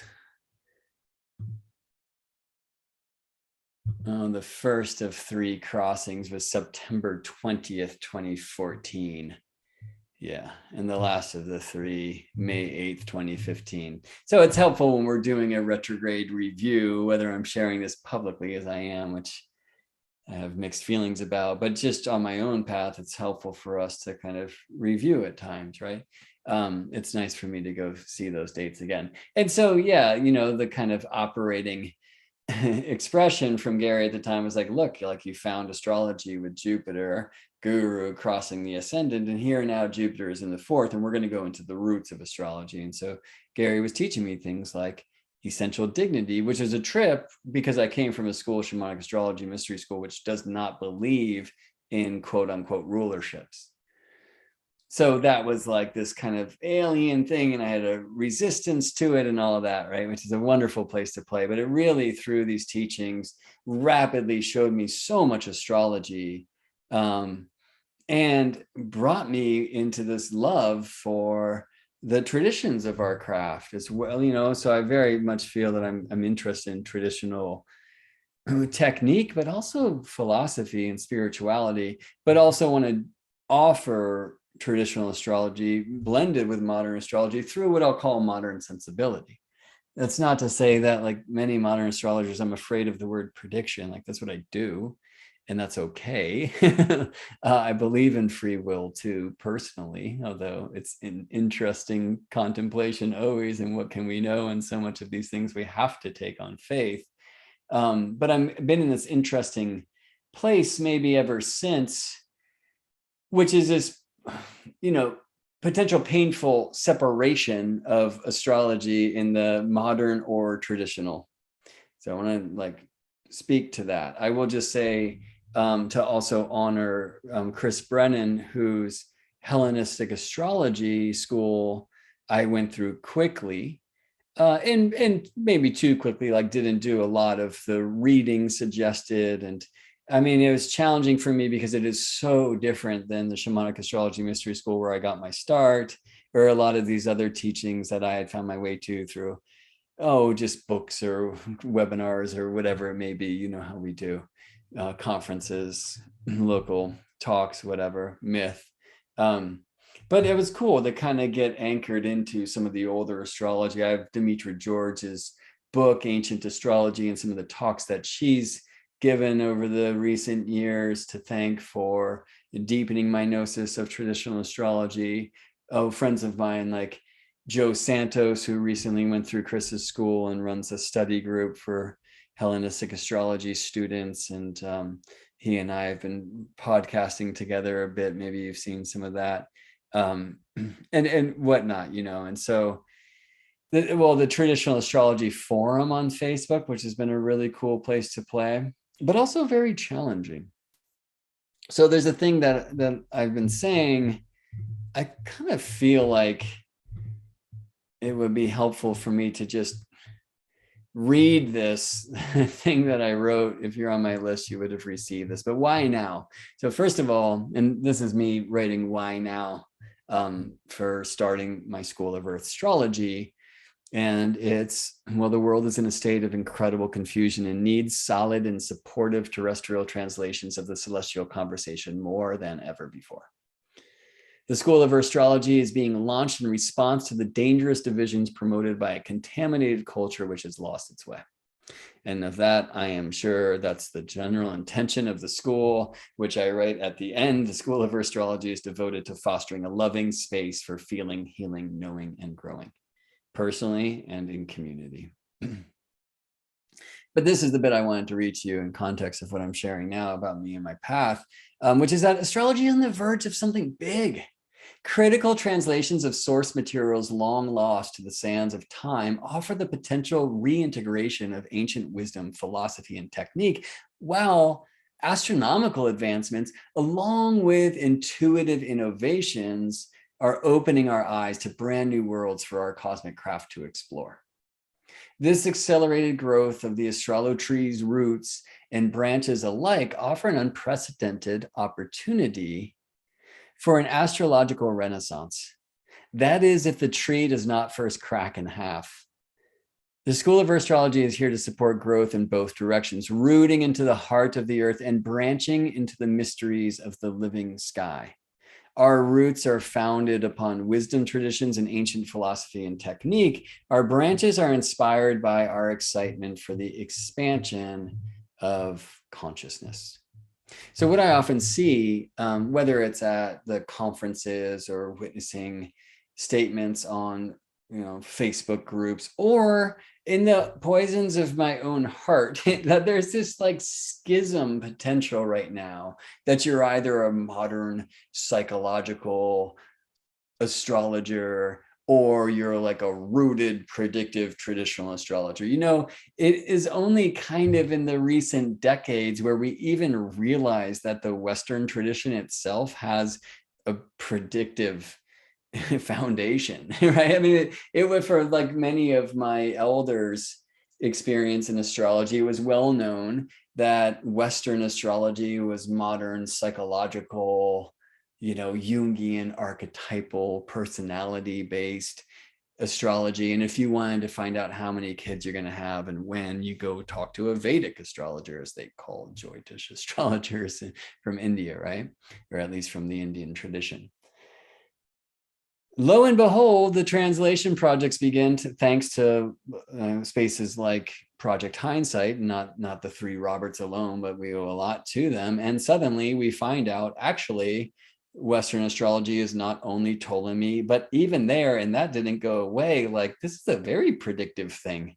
And there are periods of life determined in these strange ways, right? Not the same in some of the cases is like Indian astrology, but in some of the cases, absolutely, because there was clear exchange between those two tracks and so much information coming in from the Babylonian tradition and probably, as I'll call it, stolen papyri from the Egyptian tradition, because you have to honor the truth that the Hellenistic era was, colonialism. Alexander had conquered Egypt, and we're stealing all these scriptures that would come into this melting pot city of Alexandria. And here we have these really founders of Western astrology, like, puzzling over stolen papyri in the Library of Alexander to define like rules and roots and foundations of Western astrology that are still in use, but many had been forgotten.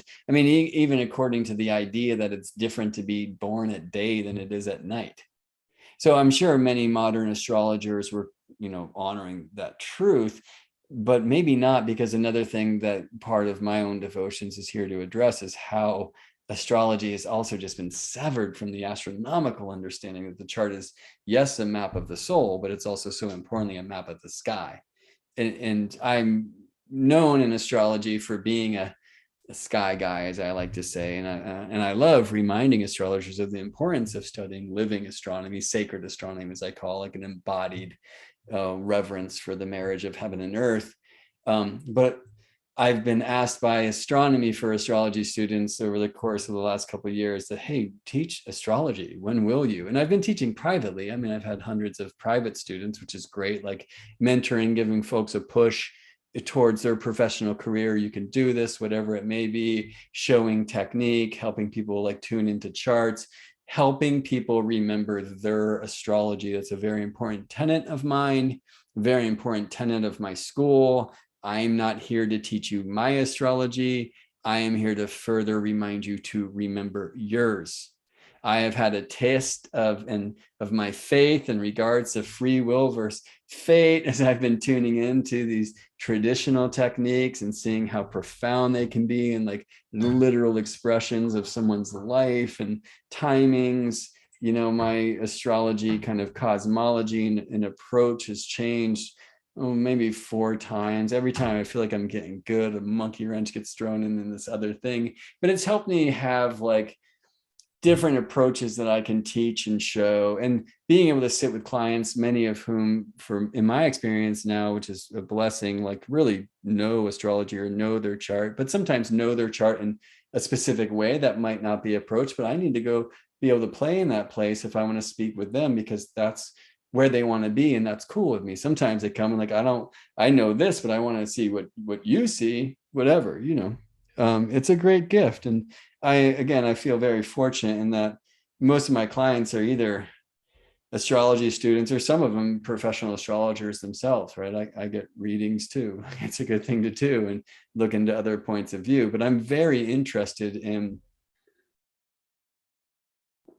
not bringing more Gemini breadths to astrology, like one's enough, but to help you, Susan, bring more of you to astrology, and you, Sergey, to bring more of your astrology to astrology, like individuals, right? Finding their own personal astrology. I'm of the heart and mind that there should be as many astrologies as there are astrologers. I mean, some of that's because I'm a jazzer, and the way that we learn to play is we try to play like people we dig. And along the way of probably finding out you can't, you stumble into your own voice. And that's happened for me in astrology. And I'm of the belief of that. And I'm personally very turned off by people who will suggest they have mastered this craft and this is the one and only way to play. And there's so much of that out there. And there's some of that in here too, right? Like trying to sit with my own judgments when I look, especially at some modern astrology paradigms that seem to have fallen not only far from the tree, I like to say, but like rolled down the hill onto some flatbed truck that was passing by and taken to some weird metropolis, like far away. Because yeah, a lot of modern astrology really has been so far removed from the roots. But is that wrong? Is that okay? Who am I to judge or say I have a hard time when somebody can tell me that I'm from Arcturus and can't even point to that great star in the sky. Or I have a hard time personally with somebody who wants to tell me based on my chart that I was like a geisha in the 15th century of Kyoto. Do you know, like, but who am I to say they don't know? And in my own sessions, like so many intuitive things come in. Like I personally love the truth of the chart in its science, but also in its sacred as a portal into intuition opportunity to bond with another and help them come to their own healing. You know, for me, that's the intention as a counselor: healing, feeling, knowing, growing. It's my intention as a human being. It's my intention in the intentional communities I'm fortunate enough to dance within and want to also bring for students of astrology now to have traditional technique, to have modern approach as well, to not have one judge the other as wrong. You know, I think there's a very interesting curse, which is also a gift that Western astrology has been through, which is it was literally, you know, burned at the stake. But astrology cannot die, for, as I'm very fond of saying, she is so much more than some symbolic language alone. Astrology is the poetic breath of nature. And one thing I know that happened as a result of astrology, at least in the West, losing her roots, is she had to be dreamed anew. There's a really important gift that results, right? Like this whole Jungian archetypal psychological dream-based like modern approach to astrology and to the signs and the archetypes new. I mean, even the idea that your chart is your roadmap to a better you and to your growth, very new. I mean, it used to be your chart does you. These are the fates. And you'll often hear traditional astrologers say, oh, Jupiter or is in that place, so sorry. You know, like these are just the lots you drew. Then there was this like, I can transcend my chart, and through my remediation magic and whatnot, I will defy the fates and protect myself from the evil rays and grow beyond the limitations of the, you know, karmic conditions in the chart to, well, mix languages from different traditions. You know, it wasn't really until the 20th century and Rujar and the humanistic astrologers where, hey, your chart is good and you want to do it, which modern astrologers, or I mean modern people, I think tend to take it for granted. And you know, there's a lot of modern practitioners I find often in elders that I respect who like are adamantly against the very idea of prediction and yet really are doing prediction. So that one's kind of hard for me. I try not to be judgmental of it. I try to witness it and understand it. I'd rather talk about it than not talk about it, though. I'm just wired that way. I want to be authentic and engage in deep conversations and grow together. And we do that by looking at reality, not looking away from it, you know? um, unless we're looking towards the unrealities, which are part of reality too. So on the other side of me, I see this piece, which is like, if you don't know the traditional roots, then your astrology is wrong. I mean, people have these like really strong things to say about what it is if you believe that signs are seasonal, right? Or, you know, I hear this a lot that, oh, you might as well be reading tea leaves if you're speaking about the intuition understandings that open up for you in session. And maybe that's what you're from Arcturus, or you were a geisha in the century in Kyoto or whatever. Like, you know, that can be part of it. I can't tell you how often in session I just, you know, like telling story to try to get after something, and I'll say, you know, like, imagine there's some guy Bill and this, and like, dude, that was my uncle and that happened. You know, like things will happen that I'm not necessarily seeing in the chart. The chart for me is a portal that also opens that space for heart and intuitive art to play. And I personally feel like that's important. And I'm very offended when I see astrologers say you might as well be reading tea leaves. That's this thing that you'll read. And first of all, it has zero reverence or respect for the truth that reading tea leaves is an ancient practice, probably older than astrology, and it has its own code and rules too, okay? Besides that, the idea that we shouldn't have intuition in that way that we play, like, that's fine if that's your paradigm. I'm not going to say that's wrong, but it's wrong to tell somebody else that if they choose to have astrology support their intuitive gifts, that they're wrong. Who are you to judge? I mean, I remember working with a friend of mine, a great astrologer, at a retreat, and my first slide in the talk was heart before chart, which is the first prayer I say when I put on my ring and get ready to go, whether it's in a personal consultation, I'm honored to tune into someone's soul song with them, or if it's in a teaching, or I did it even before this thing. And maybe I should have said brevity. Anyway, I did not. I said heart before chart. There's other prayers I say, like, may the wisdom of this beautiful being hear themselves whisper through my weird words today. And I think that's very important. Anyway, at this retreat, I had this slide that was heart before chart, and my, I'd say peer, but also teacher elder, was like, his first thing was only do the chart. And he very much was implying and deepened into this, like, no psychology, no philosophy, no intuition, like, it's in the chart, the answers are there. Which for me, like, if you're reading a horary, where's my lost passport, that is true. I don't personally feel that resonance with that truth for a natal reading or a current timings reading or whatever, but that's me. And I don't have to say that's wrong, but it's not me.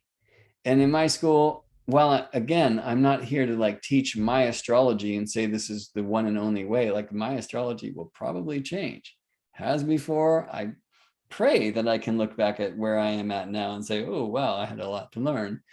And the next time I think I figured it out, I hope I can have that crash and burn and keep learning. I'm an eternal student of astrology, aren't you? I mean, that's one of the greatest gifts of this craft that we've been called to. It is literally as endless as the stars in the sky. We'll never know it all. And you can master one paradigm and you're moving rapidly far from the philosophy, technique, and ideals of another. For me, I'd rather like study anything that feels right and resonates, and things that don't at this time might in a decade from now, and I want to leave space for that and respect that. I don't want to master astrology. I want to offer a sacred space for healing, feeling, knowing, and growing. And by the way, let me just say this, I'll speak astrology for a second. The 5th of the 9th is the 12th. So what? Sorry, the 5th of the 8th is the 12th. The 4th of the 9th is the 12th. Oops. What does that mean? Well, our quest keeps its home in hidden things. So the 4th of the 9th is the 12th. The 4th is the home. The home of the 9th is the 12th. The home of our quest for knowledge in spirit, in the journey, in the pilgrimage, keeps its home in the hidden things. Why? Because if you ever know it all, the quest is done. Our quest is not meant to end, my friends. This is an endless study. That being said, I've been shown it is time for me to organize some of what I know in a way that I can offer this not only to individuals, but to community. And here's a year of gold. The next year is silver. We'll dive much deeper. The next year, a year of the stars with many elective classes tied in, because not everyone is training to be a counseling astrologer. Some will train to write, teach, add it to their own personal healing path, add it as a piece that they do and working in other healing modalities, bringing more witness of the moment now to engage in magic and ceremony. I mean, there's so many different reasons. There's as many reasons as there are students to come to astrology, right? And I want to honor that and really sit with my own judgments of what is the right way and what is not, right? That's ridiculous. I mean, I can't say I don't have some of that in my own poison, you know what I mean? But I want to look at that and transmute that. And it's helpful to step in as a teacher. Of course, it's a time where we just excel in learning. And I, like my greatest tenor saxophone hero, who is Dexter Gordon, not only because I love how he plays, but because I very much respect that his playing taught Coltrane, and then Coltrane's playing taught Dexter. I want to keep myself alive in that way, that I'm not some master here to teach you the one and only way. Like, I'm a student too, here to share a journey with you. And while I'm sharing and teaching, I'm learning too. The importance of community. I cannot tell you how many times I'm in session with astrology students who now have no one that they can connect with because they've started in their passion for this freaky thing. Well, if we have this person say that, and this person, and that person, that person, and that person say that, why don't we bring them all together? Do you know what I mean? And that's the point of the thing. And there's wonderful places like, Astrology Hub or Cosmic Intelligence Agency or Kepler College. I mean, what are so many places of astrological learning where community building is happening. And I'm excited to do that, like a little bit smaller level, maybe. I don't know, 60 people have signed up for the school so far. I wouldn't be surprised if we have 100 this year, or if it stays at 60, I don't know. But to be able to connect not only in the teachings, and I'm doing 2 live classes a month, but also in study groups and sharing and investigation and research. It's so important. So the books say this is what Aquarius means. Is it? And how do we find out? But why don't you do a little science and make a hypothesis? Somebody with an Aquarius rising sign is probably going to be on a path like this. We'll go find a bunch of people with Aquarius rising signs and see if that's true. Now, there's many variables in this sacred science, and so it's hard to get to. So anyway, one of the things that I know is going to make my school, our school, maybe not unique, but definitely special, is the attention on community building, not forcing students to share their story like this, or to come to the study groups. Like, that's optional. I can totally understand that some people don't have more time than the classes that are already on the schedule, or would rather kind of stay on the side and witness for a time. Like, that's okay. But I'm so excited to bring together like-minded and open-hearted seekers who are interested in personal and community and global healing, feeling, knowing, and growing, to feel that love of soul family, and also to be involved together in advancing our craft by research through asking questions like, cool, but is that real? Is that right? Let's go see. And I feel, in my own path, that's something that I could do more of. So part of my own interest in being a teacher, well, and a student in the school, is to shift in my own understanding as we go. And for some students, you hear that from a teacher and you're going to run the other way because you want to sit at the foot of the master, and that's okay. For other teachers, you're like, wow, cool. Because I want to be honored in the way that I do things, and I want to be told, even if this or that person disagrees with what I see, not that I'm wrong, but that they see it like this. So tolerance and kindness, and there's a very important word called love, is the rule. There's another thing that I know will kind of make my school special, which is embodying our astrological understanding and experience through practices.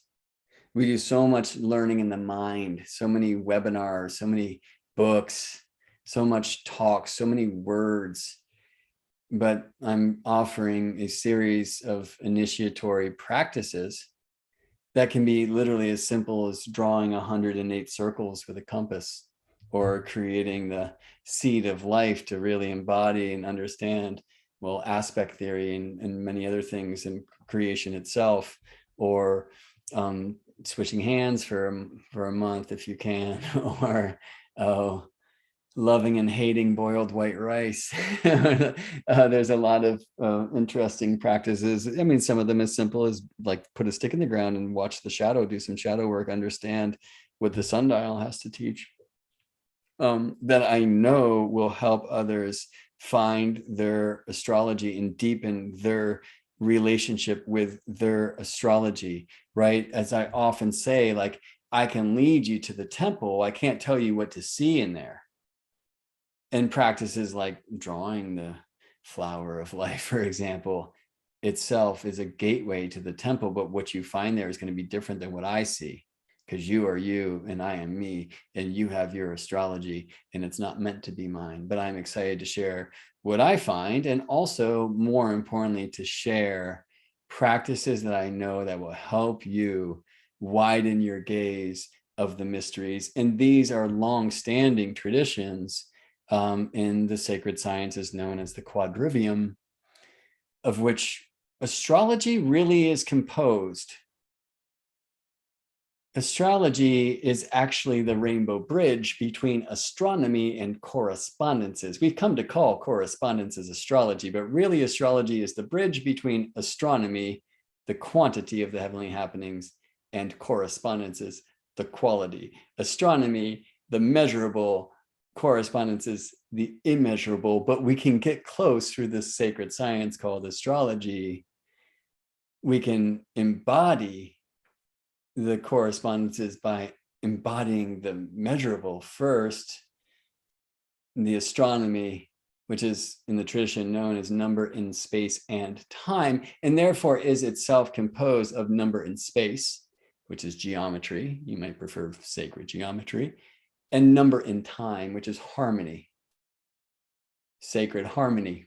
And actually next year, in my silver year in my school, the second year of the school, we'll be focusing on a harmony approach to number magic. This year, a geometry or sacred geometry approach. So every month, not only is there a class, a transmission about an archetype of a sign, the sign that will host the sun for the month. So Aquarius classes this Sunday, shortly after sun has ingressed Aquarius, for example, and a live couple weeks later, fundamental or fundamental astrology class, like the class that will accommodate Aquarius, is a class on polarity and sect.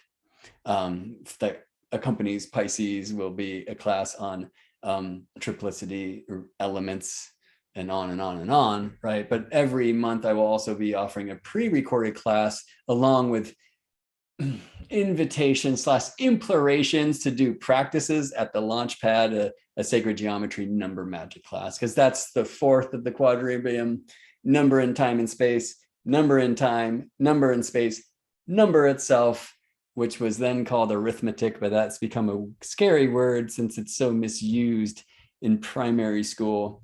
I prefer just to say number magic, because as much as we should investigate the quantity of number, and we need to as astrologers, because how far is Mercury when Mercury's retrograde at, oh, let's push the now button,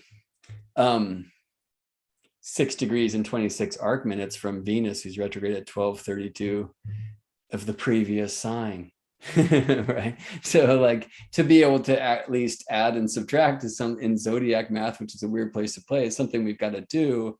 But while we can add 1 and 2, and it's an important thing to do, what about contemplating oneness, two-ness, threeness? These are initiatory contemplations that bring us into the mysteries at the heart of astrology. A very long stream here. If you've made it to the end, I want to hear about you, friend. If you're in the school, you know there's a place to do that, which is in the "We Want to Meet You" post in the community page. By the way, you will find that you can type there, or you can also put a link to like a YouTube or Vimeo video or something, which, by the way, is why I'm doing this live on YouTube, is because now I can just link that in that place and say, hey, if you want to hear the long version, here you go, right? Much longer version than I had thought. And there's much of life that I did not cover, of course. Some of it because there's things that I'm still too embarrassed to say, but I actually shared a bunch of them then. Feel like I'm doing better. I should say, just in the current time as well, that my life has changed in falling and rising in love recently with a beautiful being named Anna. And now I'm living family threads for the first time because she has an incredible 6-year-old son whose life I came to when he was 3, and the bonds that we're forming, the things that we're navigating, and the ways that I'm learning from him are just so amazing. I do have the steersman of my chart in the 5th house, something that I will be speaking about deeply in the 6th month this year, the Gemini month, where we talk about horoscopos and the ascendant and the angles, and in the 7th month, the Cancer month, when we tune into the thema mundi and this idea of, oh, well, that signs have landlords. Okay. I'm going to hit end on one level. Well, let me just say, students who are already enrolled in the school, thank you for witnessing this. I very much appreciate it. I hope it not only shares more about me with you and my intention for the school and what I intend to share and why, but also I hope you can hear the invitation to tell us who you are. What is your origin story with astrology? Who have you studied with? Which paradigms have resonated with you and why? If you can be nice the way you express it, which ones don't, perhaps, that kind of thing. Share your path. We'd love to meet you and know about that. Of course, we'll be connecting and sharing words and study groups, and I very much look forward to meeting you in that way. This would probably be the right time to stop watching, because for folks who are not enrolled in the school, I want to show you a bit about where you can find out more about the school and what this golden year in the School of Earth Astrology is about. Let's check the time and just see what's happening here. Wow. Oh, that's in Boston. I was going to say, I don't think I've talked from Taurus all the way to Leo rising. Well, Gemini rising, my moon, by the way, is at 25-degree Gemini. So that feels pretty cool. Neptune on high, the sun in the whole sign 9th, where it's said to rejoice. But I can see now moving down to the 8th, and the shadows are getting longer. I love seeing that the moon Jupiter opposition is just about to perfect, which reminds me I've got to end this thing, so I can get an email out on time. But anyway, I spoke about owl wisdom in the Capricorn month. Here's some images of textual and image support for the course material that we learn in regards to archetypes. This is the curriculum. So it's a Sunday school. We're doing a golden year following the sun. And so every month, a class on the sign and a topic. Until we get to Cancer, then it will be a class on a sign and a planet. So Cancer and the soul of the moon, Leo and the spirit of the sun, Virgo and the magic of Mercury, etc. Until then, Capricorn and foundation, Aquarius and innovation, Pisces and intuition, Aries and individuation, etc.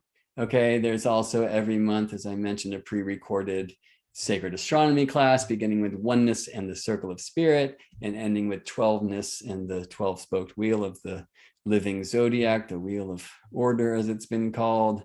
And you can just see, I'll scroll through this and you can pause if you'd like, the different fundamental or fundamental topics throughout the course of the year astrology classes, some astronomy classes like Golden Day Year and the Great Year. But the power of polarity, insect, triplicity, the essence of the elements, quadruplicity, the matter of modality, syzygy, lunar nodes, and the path of the soul, horoscopos, ascendant and angles, the thema mundi, essential dignity 1 and aspects 1, the joys, heavenly houses 1, visibility and retrogrades, planetary phase 1, translation of light and voids, aspect theory 2, light and shadow, sect 2 and dignity 2.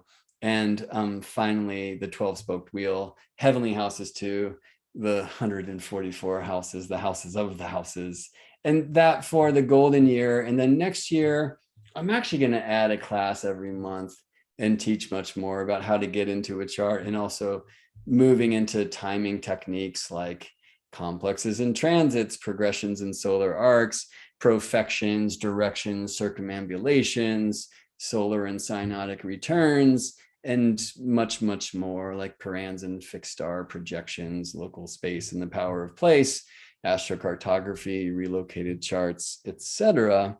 So a lot to find in the school. The way that you can find your way to learn more is going to my website, which is geminibrett.com, with Gemini T's, twin T's.